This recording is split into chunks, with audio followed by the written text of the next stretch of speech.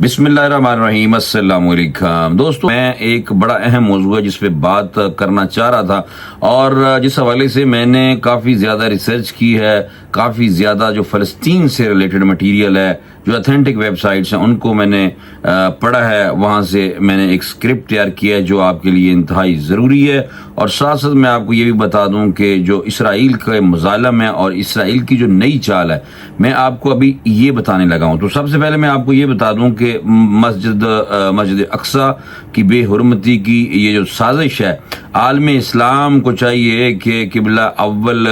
کے دفاع میں حرکت میں آئے، اور اس کی وجہ یہ ہے کہ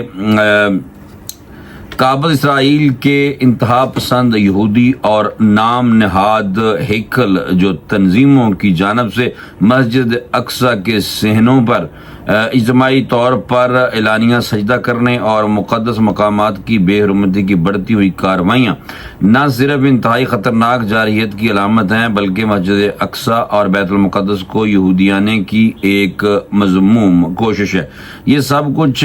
ایک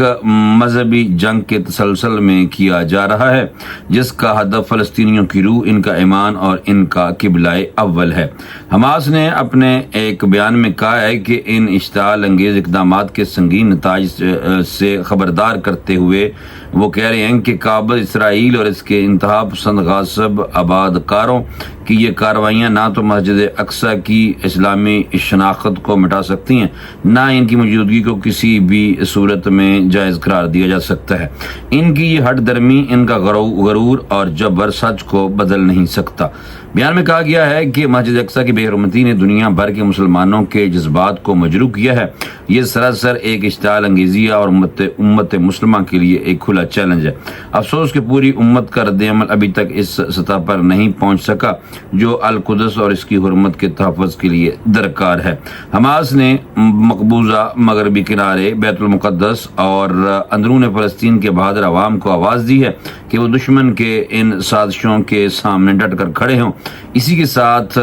عرب اور مسلم دنیا کی قیادت اور عوام کو بھی فوری حرکت میں آنے کی اپیل کی گئی ہے تاکہ وہ مسجد اقصی کے دفاع میں اپنا کردار ادا کرے۔ حماس نے زور دیا کہ ہمیں ہر ممکنہ ذریعہ اختیار کر کے ان صہیونی سازشوں کو ناکام بنانا ہوگا، ورنہ تاریخ ہمیں معاف نہیں کرے گی، تاریخ ہی ہمیں معاف نہیں کرے گی، بلکہ اللہ تعالیٰ بھی ہمیں معاف نہیں کریں گے کہ مسلمان ہو کے اور ہم اپنے قبلہ اول کی ابھی تک حفاظت اس طرح نہیں کر رہے۔ مسلمان اکٹھے ہو کے فلسطینیوں کو اسرائیل کے نرغے سے اور اس کے ظلم سے ابھی تک کیوں نہیں بچا پا رہے؟ ہم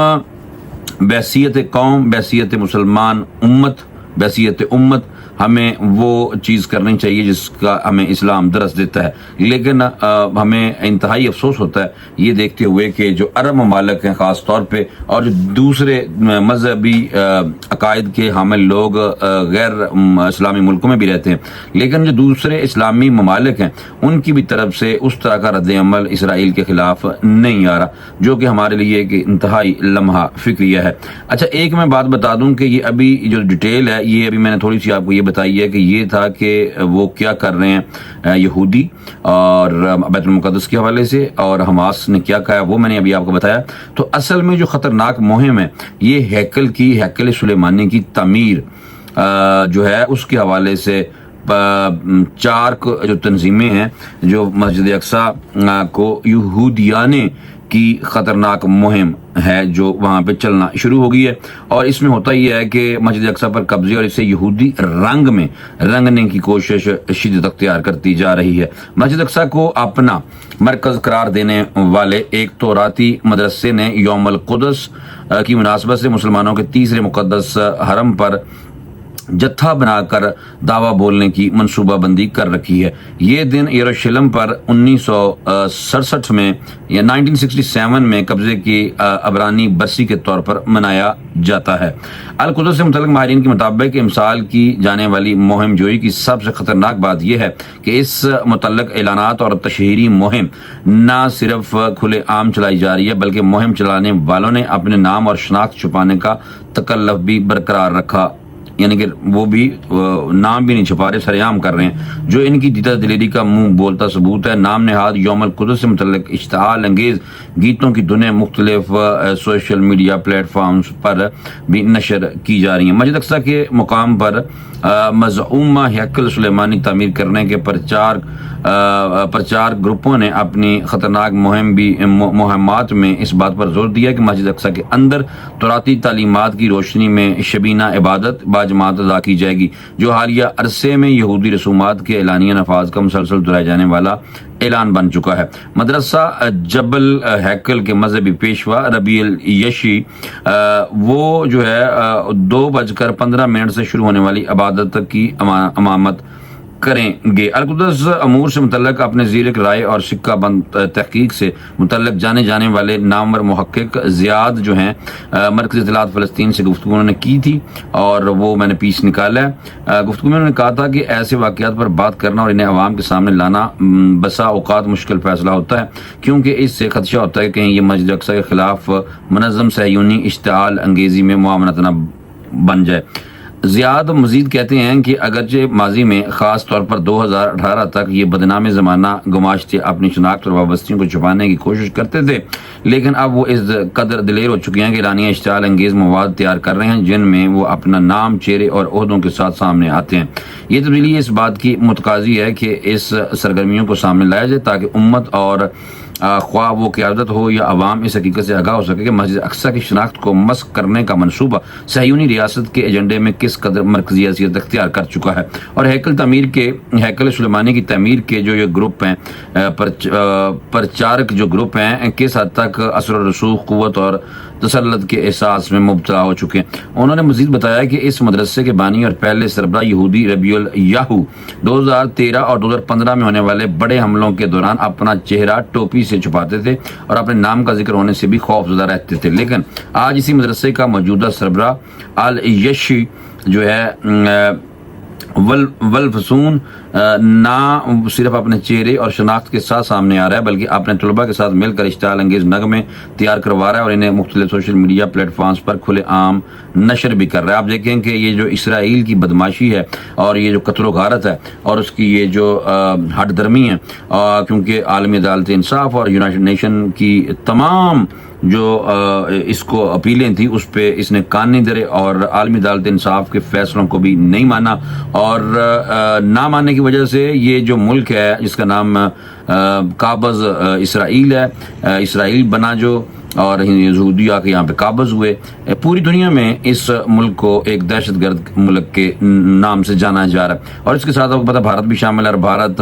بھی مسلمانوں کا دشمن ہے اسی طرح جیسے اسرائیل مسلمانوں کا دشمن ہے، اور خاص طور پر بھارت میں جو RSS مودی کی جو حکومت ہے وہ آپ کو پتہ ہے کہ ہندتوا کی پیروکار ہے اور بنانے کے در پہ ہے، لیکن وہ تو ہو نہیں سکتا، لیکن وہ مسلمانوں کے شدید خلاف ہے۔ اور مودی جو ہے اس نے جب وزیر اعلیٰ گجرات تھا تو اس نے وہاں پہ مسلمانوں کو بہت زیادہ شہید کیا تھا، جس کی وجہ سے اس کا نام بچر آف گجرات بھی پڑا، تو اس لیے اسرائیل اور بھارت دونوں مسلمانوں کے حوالے سے دونوں ایک پیج پر ہیں۔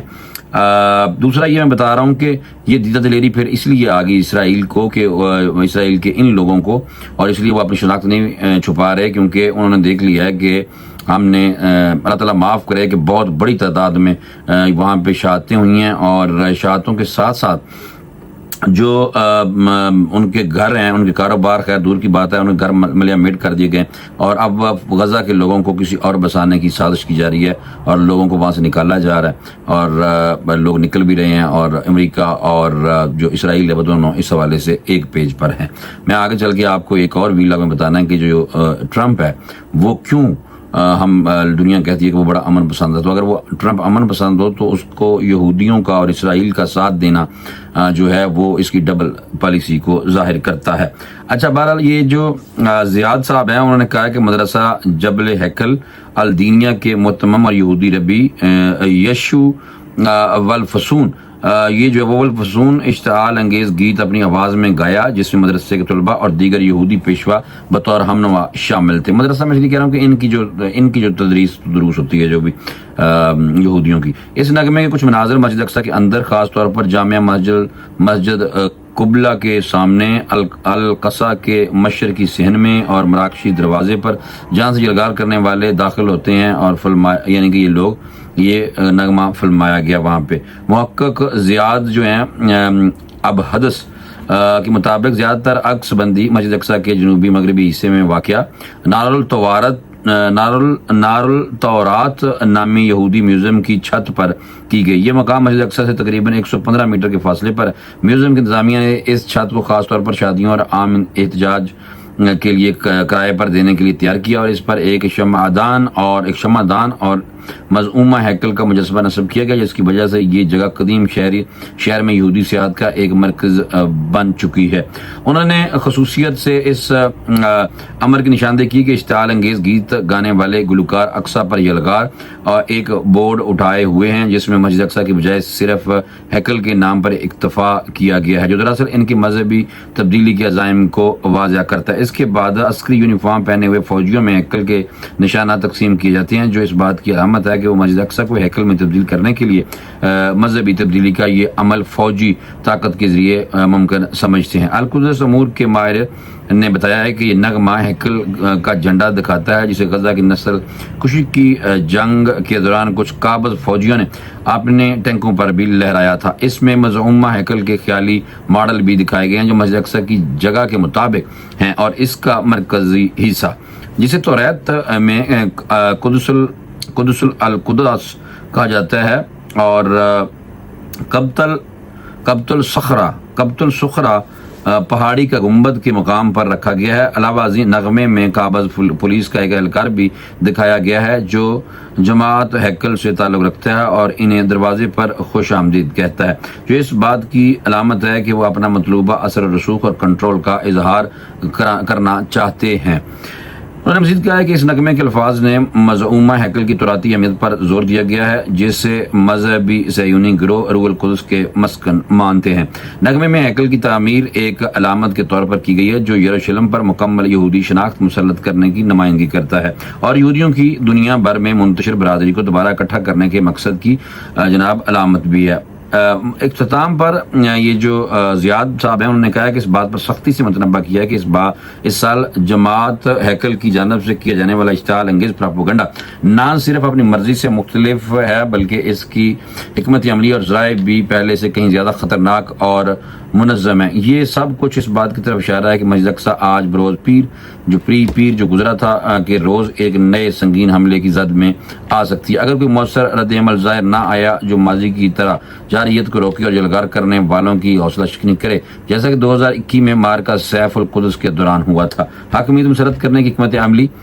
یہ اس حوالے سے یہ تھا کہ قدس امور کے ایک اور ماہر ہے محقق ہے علی ابراہیم، انہوں نے بھی خدشات کی تائید کیا اور جماعت ہیکل کے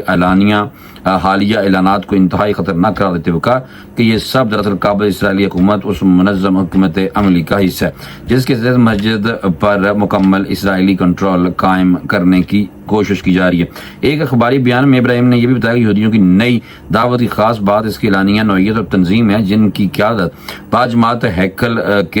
جماعت جو ہے اس کے ایک اہم ترین ربی کر رہے ہیں، جو یہ ظاہر کرتا ہے کہ جیسے کہ ہمارے ہاں علماء عالم ہوتا ہے، مدرسے کا امام ہوتا ہے، معتمد ہوتا ہے، اسی طرح ان کا بھی ایک ربی ہوتا ہے جو مذہبی ہوتے ہیں لوگ، یہ یہودیوں کے۔ اچھا، ایک ایسے مرحلے میں داخل ہو چکا ہے، وہ کہہ رہے ہیں کہ جہاں توراتی رسومات صرف رات تک محدود نہیں بلکہ یہ رسومات مسجد کے اندر باجماعت صورت میں ادا کی جا رہی ہیں اور یہ سب قابض فوج کی حفاظت میں ہو رہا ہے اور یہ اقدام مسجد اقصی کے خلاف معنوی بنیادوں پر قابض ہونے کے منصوبے کا حصہ ہے۔ انہوں نے مزید کہا ہے کہ 1967 میں مشرقی یروشلم پر قبضے کی سالگرہ کا استعمال ان رسومات کو زندہ کرنے کے لیے اس حملے کی علامتی پہلوؤں کو بے نقاب کرتا ہے۔ یہ جو واقعات مسجد اقصی کے خلاف مسلسل منصوبہ بندی کارروائیوں کا بھی حصہ ہے جو شہر کو مکمل طور پر یہودی رنگ میں رنگنے اور اسرائیلی بنانے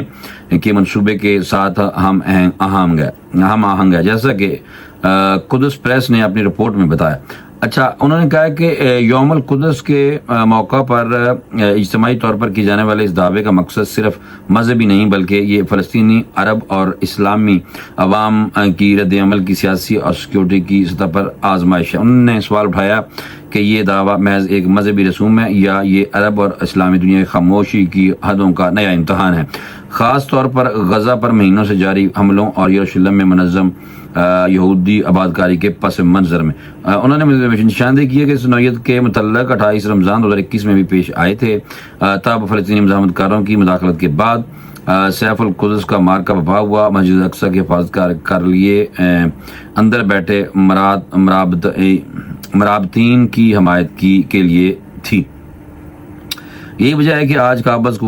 قوتیں زیادہ فوجی نفری جمع کر رہی ہیں اور یہ رسومات زیادہ کھلے عام انجام دے رہی ہیں تاکہ غزہ میں عسکری روک تھام کی ناکامی کے بعد میدان میں اپنی برتری جو علامتی برتری ہے وہ ثابت کی جا سکے. اچھا میں آپ کو یہ بات بتاؤں کہ یہ ہمیں ڈاکٹر اسرار احمد صاحب کو آپ نے سنا ہوگا. ڈاکٹر اسرار احمد صاحب نے بڑا کھل کے بتا دیا تھا کہ مسجد اقصی کے حوالے سے جو نبی پاک صلی اللہ علیہ وسلم کی حدیث پہ ان کا خیر کافی زیادہ کنٹرول تھا, یعنی کہ حدیث پہ کافی زیادہ نالج تھا ڈاکٹر اسرار صاحب, اور تو انہوں نے کافی کچھ بتایا اس حوالے سے کہ جو نبی پاک صلی اللہ علیہ وسلم نے جو پیشن گوئی کی تھی جو حدیث کی روشنی میں ہمیں پتہ چلا ہے, اس میں جو فلسطین پہ ظلم ہے اور جو اسرائیل کی بربریت ہے اور جو اسرائیل جس ڈگر چل رہا ہے اس کی ساری ڈیٹیل انہوں نے بتائی تھی. اور امید ہے کہ آپ مزید اس موضوع پہ انٹرسٹ لیں گے اور فلسطینیوں کی مدد کے لیے اور مسلم امہ کو اکٹھا کرنے کی کوشش کریں جو مل کر فلسطینیوں کا جو خون ہے جو کہ لاکھوں کی تعداد میں ابھی تک شہید ہو چکے ہیں, تو ابھی تک امت مسلمہ سوئی ہوئی ہے اور خواب غفلت میں سوئی ہوئی ہے. اللہ تعالیٰ ہمیں معاف کرے, اللہ تعالیٰ ہمیں توفیق دے کہ ہم فلسطینی بھائیوں کے لیے باقاعدہ پریکٹیکلی ان کی کسی نہ کسی طریقے سے مدد کر سکیں اور یہودیوں کے ظلم سے ان کو آزاد کرا سکیں. مجھے امید ہے کہ یہ آپ اس طرح کے جو ویلاگز ہیں, اس طرح کی جو رپورٹس ہیں اس کو اہتمام کے ساتھ دیکھیں گے, اور مجھے یہ بھی امید ہے کہ آپ اس چینل کو بھی سبسکرائب کریں گے تاکہ آنے والی ہر ویڈیو آپ کو مل سکے. اور مجھے امید ہے کہ یہ جو میں نے ابھی مسجد اقصی کے حوالے سے جو خطرناک صورتحال ہے یہ میں نے اس سے آپ کو آگاہ کیا, اور مجھے ساتھ یہ بھی امید ہے کہ آپ بھی اس طرح کے سوشل میڈیا پہ کمپین چلائیں اور سوشل میڈیا پہ کچھ بولیں مسجد اقصی کے حوالے سے, اور فلسطینی بھائیوں کے لیے آپ بولیں کچھ تاکہ ان کا کچھ حوصلہ بندے. مجھے اجازت دیں, انشاءاللہ اگلے ویلاگ میں دوبارہ ملاقات کریں گے. اللہ حافظ.